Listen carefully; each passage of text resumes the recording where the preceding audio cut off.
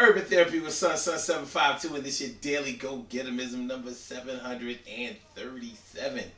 737. For October 9th, 2016. Alright, so tonight I want to talk to y'all about sucking it up as a loss. Sucking it up as a loss. Something that we all have to do at some point in our lives. And it's probably something that we really don't want to do. Because when you have to suck up something as a loss, that means that you have given something, you have invested something, you have put time in, money in, and you realize that you're never going to get a return on your investment. You're never going to be able to get back the time. I mean, you can't get back the time that you spend on anything. But sometimes you think that you can be rewarded for the time, or you may be able to be compensated for the time. And we probably have all, at some point in our lives, put our money, fueled our dollars into a project that didn't pan out the way that we wanted it to. And it could have been a whole lot of things. It could have been a house that you were fixing up. You really tried to get it together. It could have been a house or home that you were fixing up to be able to live in. And things just weren't working out. Could have been an investment property. Let's say you had an investment property and you really wanted to fix this place up really, really nice, to rent it out, or maybe just to flip it. And for some reason you couldn't get it together with the contractors, you couldn't get the zoning correct. It just seems like the powers that be were not allowing you to be able to have this project come into fruition and to be able to complete it and get out of it what you were hoping to get out of it based on what you had put into it. The universe just wasn't treating you right. You drew the shortest straw. So it was like, when it was all said and done, you may have decided, I'm not putting another dollar into this thing. I can't afford to put another dollar into it because I'm never going to be able to break even. I'm never going to be able to make any money from this thing. So you had to just chalk it up as a loss. Like, all right, whatever money that I spent on it, I'm going to have to find a way to recoup it in a different way, but I'm not going to be able to recoup it directly from this project. So maybe I can write it off with my taxes or something like that if I have the income to be able to do so. However, even if I don't, I don't have it. You could lose something. You could lose something and you may be able to trace your steps to where exactly you should have been able to go back to where you lost it. I've done that before. I remember, I walk and hike a lot, so there have been times when I was walking and I dropped something like keys or something like that, and I was able to walk right back, trace my steps right back where I walked and find them. And then there were times when I couldn't find them for whatever reason. I just couldn't find them. So I mean, I can lament over it. I can bitch, piss, moan, complain, cry, whatever. But what it all boils down to is I'm going to have to just get another pair of keys, another set of keys made, or I'm going to have to change my locks or whatever. But I'm going to have to chalk it up as a loss. It's going to cost me money. It's not giving me back any money.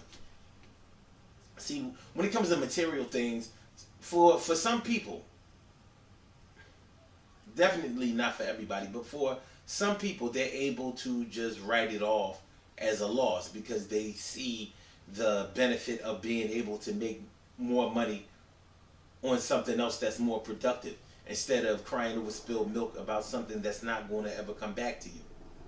That's for some people. Not everybody's able to walk away from things like that and be able to put the things into perspective to be able to move on. So what we working with? Some people say, all right, well, I wish I could have got the money back, and maybe at another time, if I can figure out a way to be able to recoup some of my money, that's fine. And then some people will really, really harp on it and really obsess over it and try to get whatever they can out of it because they take their money seriously, and they may take their money seriously in that may define who they are. So you know, but we all have to chalk something up as a loss. Now, one of the hardest things in the whole wide world to chalk up as a loss is the loss of love. Loss of love is hard to deal with, man. You know, and I don't know. Maybe in my old age, I'm starting to become an old Mr. Softy or whatever, but I'm starting to see that people really are affected by the emotional trauma that they go through dealing with relationships. So I'm starting to see that some people are able to move on from a relationship and be okay, even though their feelings may be hurt. They're able to still steady the ship and float on. With other people, if they lose a love, it sinks them, and if they can't recover or recoup anything from the loss of that love, it turns them into bitter people. Really, really bitter. And it's a sight to behold. And not in a good way. But, hey, what affects some people in one way affects other people in another way. And we really just have to respect that, because there really isn't too much you can do.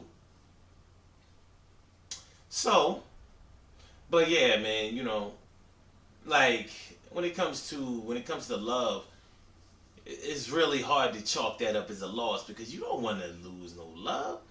You can't put a band-aid on that. It don't go away. Your feelings for things don't go away. And I love the way I hear people on the internet try to pretend like they're hard to the point where they are unaffected by the things that other people do to them, say to them, or make them feel.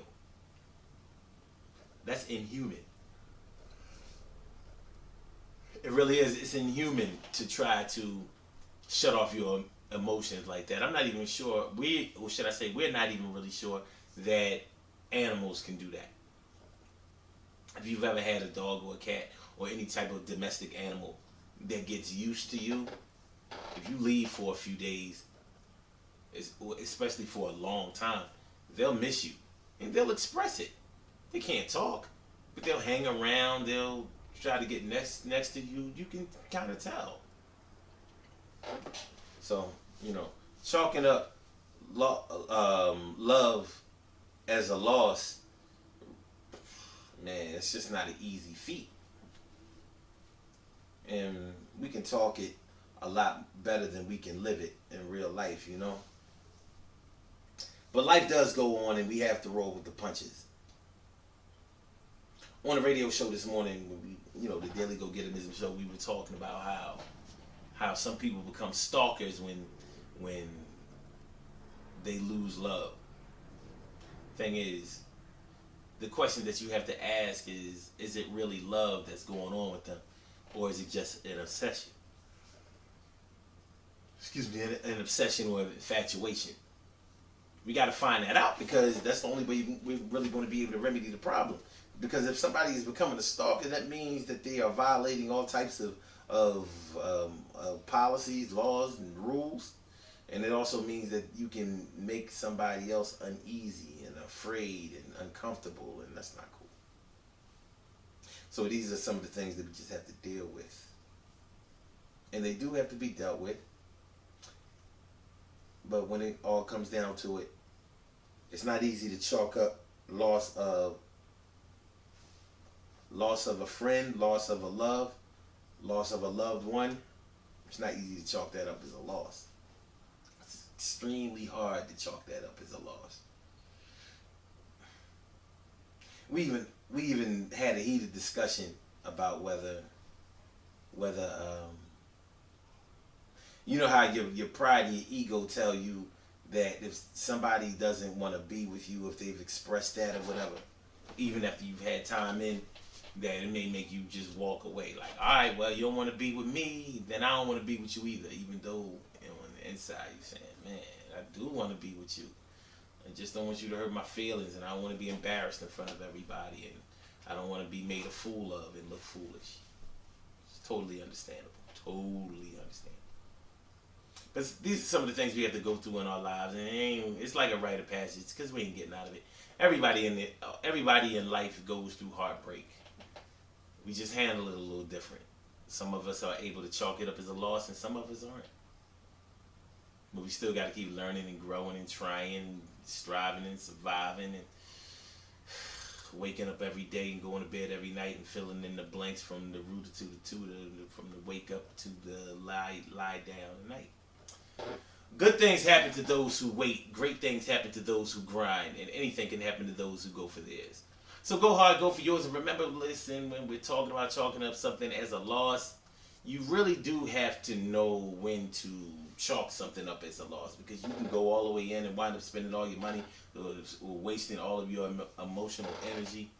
And you may do that on a project that really just isn't for you. A project that really just isn't going to benefit you in any way. And you have to know when to back up and when to keep flushing forward and making an effort. But just because you relax, or just because you relax your approach or don't push so hard, does not mean that you've given up. And it doesn't mean that you're not trying. Remember to listen to the Daily Go Getimism Show every single day, Monday through Sunday, Sunday through Saturday, 6 a.m. Eastern Standard Time. Call the number 319-527-6199. Once again, the number to call is area code 319-527-6199. Make sure y'all, come through. Oh, blogtalkradio.com/Sun752. That's the website. That is the site where you can listen on the computer if you don't want to. If you don't have a pair of headphones, basically. Y'all have a good night, though. And I will holler at y'all. Peace.